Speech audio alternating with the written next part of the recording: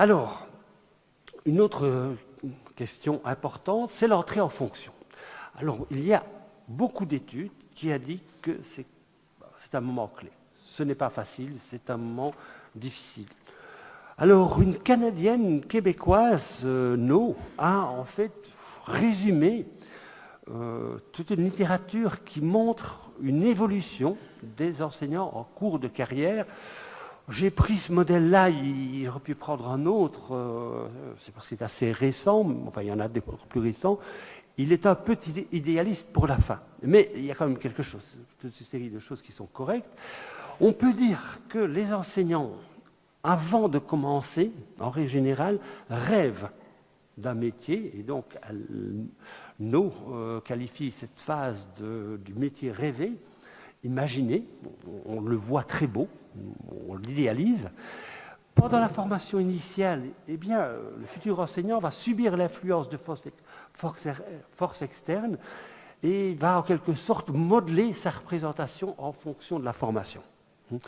Et le problème que posent pas mal de chercheurs à ce sujet, est-ce qu'il y a une vraie intégration des théories pédagogiques ou est-ce que c'est simplement une appropriation de surface? Et cela fait gros débat à l'heure actuelle dans la littérature scientifique.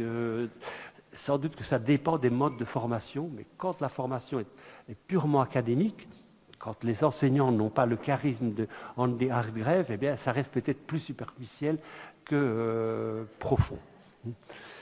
Alors, le moment où les enseignants entrent en fonction, c'est souvent un moment de choc, de perturbation, parce qu'en fait, la réalité ne correspond ni à ce qu'ils ont imaginé avant la formation, ni à ce que les pédagogues leur ont enseigné. Et donc, il y a un moment de choc, je vais y revenir. Progressivement, les enseignants dépassent cette perturbation et vont se socialiser d'une façon plus personnalisée, généralement positive, où No me paraît très idéaliste, c'est dans la définition du cinquième stade, la cinquième étape idéale, c'est ce qu'elle appelle la socialisation rayonnante. C'est vrai qu'on trouve des enseignants qui sont épanouis, rayonnants, mais notamment mon collègue de Genève, Huberman, disait on a aussi parfois des enseignants déprimés du burn-out, etc. Donc je pense que le modèle de No, on peut le garder assurément jusqu'à l'étape 4. L'étape 5, c'est peut-être l'étape rêvée par ma collègue québécoise No.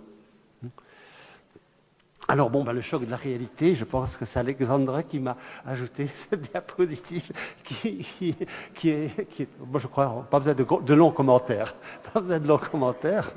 Je crois que vous avez compris ce que ça veut dire. Donc, clairement, il y a un moment clé dans la formation des enseignants. Je vois que ça vous amuse, moi aussi. Ce n'est pas de mon cru, mais elle m'a beaucoup amusé, ça. Donc, il y a un moment clé où, effectivement, les enseignants essayent, et certains parlent aussi de survie. D'un moment où les enseignants essayent de survivre tout au début de la formation. Alors que faire? On peut laisser les choses telles quelles, ne rien faire, mais dans un certain nombre de pays, et, le choc de la réalité, oui, il est décrit que le métier rêvé n'est qu'une chimère, les élèves ne sont pas comme on les a imaginés. Attendez, voilà. Donc les collègues, on espérait avoir le soutien, on l'a parfois, parfois pas.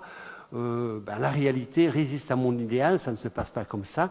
Et finalement, l'enseignant débutant est face à une épreuve de socialisation et certains vont se poser des grandes questions, de se dire, mais qu'est-ce que je garde de mes idéaux? Donc c'est un moment clé. Est-ce que je dois continuer à faire ce qu'on m'a enseigné en formation? Ou est-ce que je change? Alors, dans un certain nombre de pays, eh bien, on offre un soutien aux enseignants débutants. Dans 13 pays, dont la Finlande, il y a un programme qu'en anglais on appelle d'induction, mais d'accompagnement qu'on qualifie de compréhensif, compréhensif dans le sens où il faut se centrer sur les difficultés ressenties par l'enseignant débutant. Il y a différentes formes d'aide, vous les voyez, réunions régulières en vue de discuter des progrès ou des problèmes, aide à la planification, participation aux activités ou à l'observation de la classe d'autres enseignants, c'est sans doute un moyen très intéressant. Formation obligatoire spécifique, visite d'autres écoles.